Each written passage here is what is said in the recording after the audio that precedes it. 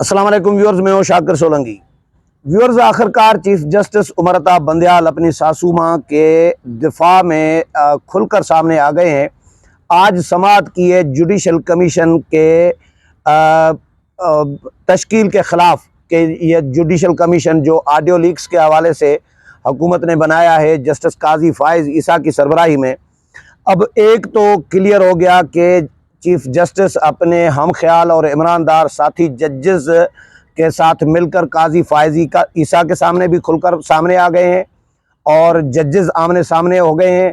दूसरा, यानी ज़ाहिर है काजी फ़ाइज़ ईसा ने इंक्वायरी शुरू कर दी है। काजी फ़ाइज़ ईसा ने एक दो इस पर निशस्त भी की है और जो पैरामीटर्स हैं वो भी तय कर दिए हुए हैं कि किन पैरामीटर्स पर इंक्वायरी होनी है।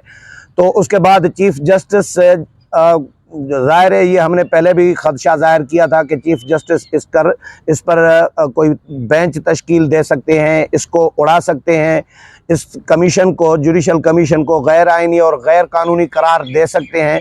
तो वो खदशात सच साबित हुए। वो इसलिए खदशा ज़ाहिर किया गया था क्योंकि चीफ जस्टिस के सासू माँ की भी, मदर इन लॉ की भी ऑडियो लीक है। जस्टिस मज़ाहिर नकवी से मुतल्लिक परवेज़ इलाही की ऑडियो लीक है। जो वकील हैं उनके साथ जो गुफ्तगू कर रही हैं कि ये मज़ाहिर नकवी की अदालत में फ़लाँ केस जो है वो दरख्वास्त दायर कर दें, उनसे बात हो गई है, मामला तय हो गए हैं। मतलब मुख्तलिफ ऑडियो लीक्स हैं जजेस से मुतल्लिक। तो चीफ जस्टिस ने आज जो रिमार्क्स दिए हैं उसमें हुकूमत के हवाले से गिले शिकवे किए हैं। हुकूमत को तड़ी भी लगाई है कि अब बस बहुत हो गया, इनफ इज़ इनफ, और अब कानून की अमलदारी होनी चाहिए, कानून का एहतराम, आइन का एहतराम होना चाहिए, आइन की अमलदारी होनी चाहिए, सबको, हुकूमत को आइन का एहतराम करना चाहिए। लेकिन जब तक ये ऑडियो लीक से मुतल्लिक कमीशन कायम नहीं हुआ था तब तक चीफ जस्टिस के हवाले से तनकीद हो रही थी। चीफ जस्टिस को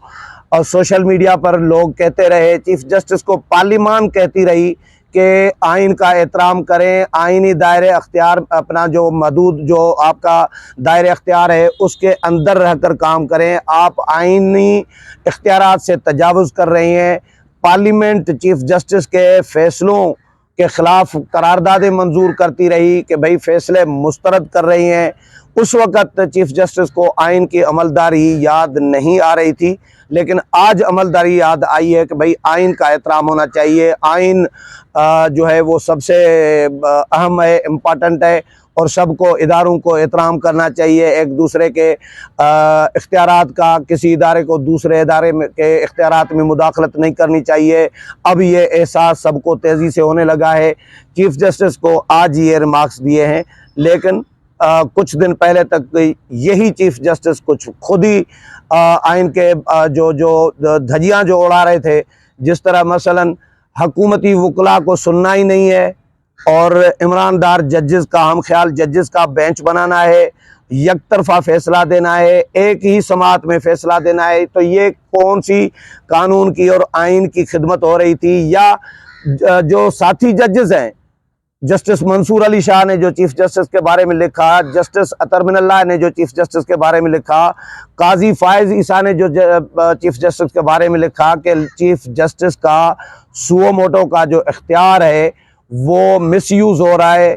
तो ये अपने उनके साथी जजेस भी जब कहते रहे, सोशल मीडिया को तो छोड़ें, आम पब्लिक को तो छोड़ें, अवामी राय को भी आप साइड पे रखें, लेकिन आपके अपने साथी जजेस आपके इख्तियारात के मिसयूज़ होने पर फैसले देते रहे, आवाज़ें उठाते रहे। तो उस वक़्त आप खुद कर रहे थे, यानी जजेस जब कह रहे थे, आपके साथी जजेस कह रहे थे, पार्लिमान कह रही थी, तो इससे ज़्यादा जो पार्लिमान आइन साज इदारा है, जो आइन बनाते हैं, कानून साज लोग जो हैं, आइन साज लोग जो हैं, वो कहते रहे कि चीफ जस्टिस अपने इख्तियारात से तजावुज़ कर रहे हैं, मिसयूज़ कर रहे हैं अपने इख्तियारात का।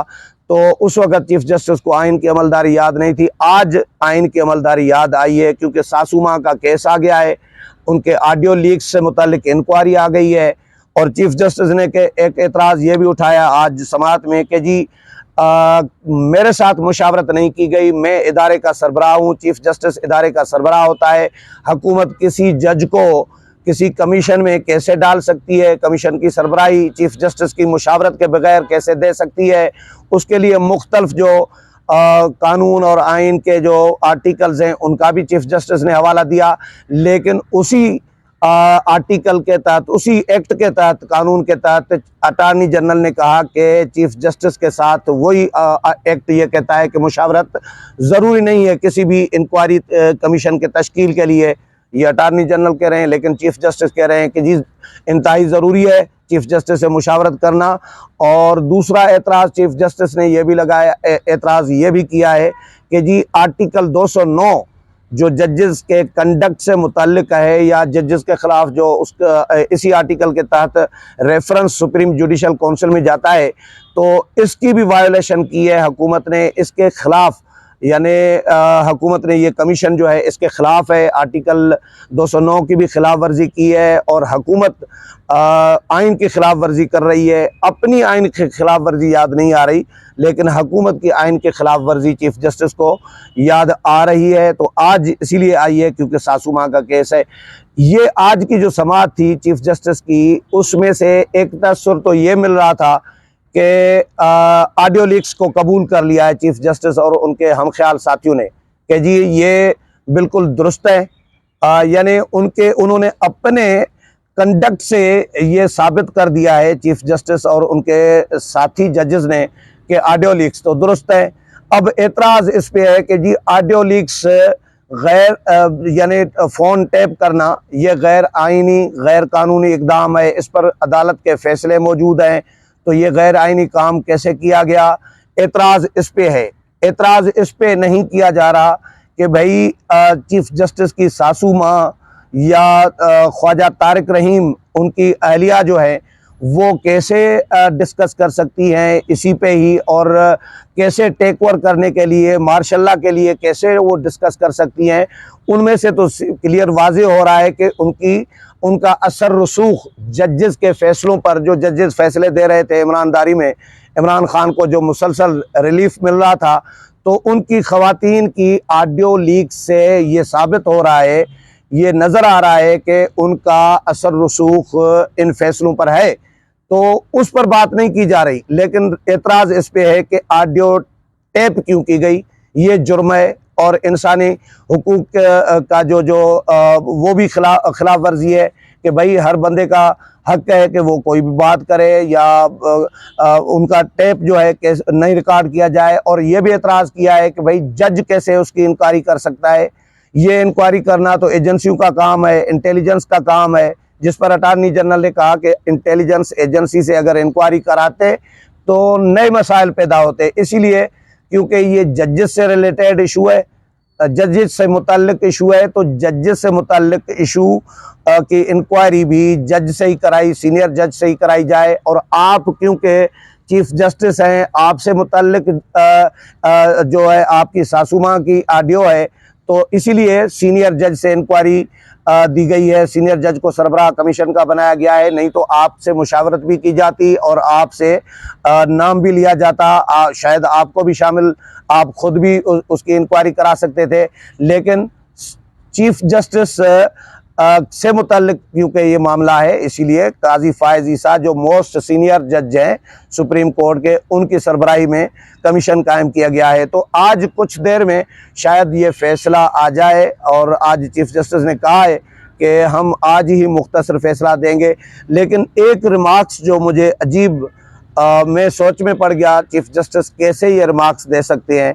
वो कहते हैं कि जी 9 मई के वाक़यात का, ये चीफ जस्टिस के रिमार्क्स बता रहा हूँ कि 9 मई के वाक़यात का एक फ़ायदा तो हुआ कि जजेस के ख़िलाफ़ जो तकरीरें चल रही थी, जो लोग बोल रहे थे, अब जजेस के ख़िलाफ़ तनकीद नहीं हो रही, बातें नहीं हो रही, और जजेस के ख़िलाफ़ तनकीद जो है वो बंद हो गई है। ये फ़ायदा समझ रहे हैं। यानी चीफ जस्टिस 9 मई के वाक़यात पर कोई अफसोस का इज़हार करने की बजाय, या उस पर कोई और रिमार्क्स देने की बजाय मजम्मत करना या उस पर अफसोस करना, उसकी बजाय वो कहते हैं कि 9 मई के वाक़यात का ये फ़ायदा हुआ, यानी जजेस का फ़ायदा हुआ है। चीफ जस्टिस खुद कह रहे हैं कि हमारा फ़ायदा हुआ है, अदलिया के ख़िलाफ़, जजेस के ख़िलाफ़ अब तनकीद नहीं हो रही।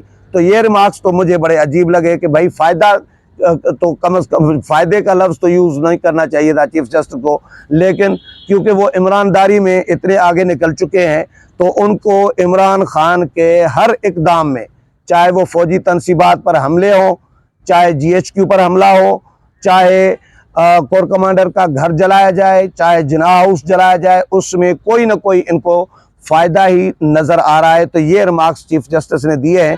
तो बहरहाल एक तो इस कमीशन के हवाले से कहा है कि जी नोटिफिकेशन में भी गलतियां की गई हैं, हुकूमत ने इख्तियारात का मिसयूज़ किया है, आइन की फला आर्टिकल की खिलाफ वर्जी की गई है। तो इस तरह के रिमार्क्स दिए हैं चीफ जस्टिस ऑफ पाकिस्तान ने। तो इसका मतलब है कि वो आज शायद इसको कलअदम करार दें या स्टे दे दें कि भाई इसको काम से रोका जाए और तफसीली फ़ैसले तक, या हो सकता है आगे भी समाअत चले, लेकिन आज मुख्तसर फ़ैसला फ़िलहाल आएगा और जो भी फ़ैसला आया वो भी आपके साथ शेयर करूँगा। अगले प्रोग्राम में फिर मुलाकात होगी, तब तक इजाज़त चाहता हूँ। अल्लाह हाफ़िज़।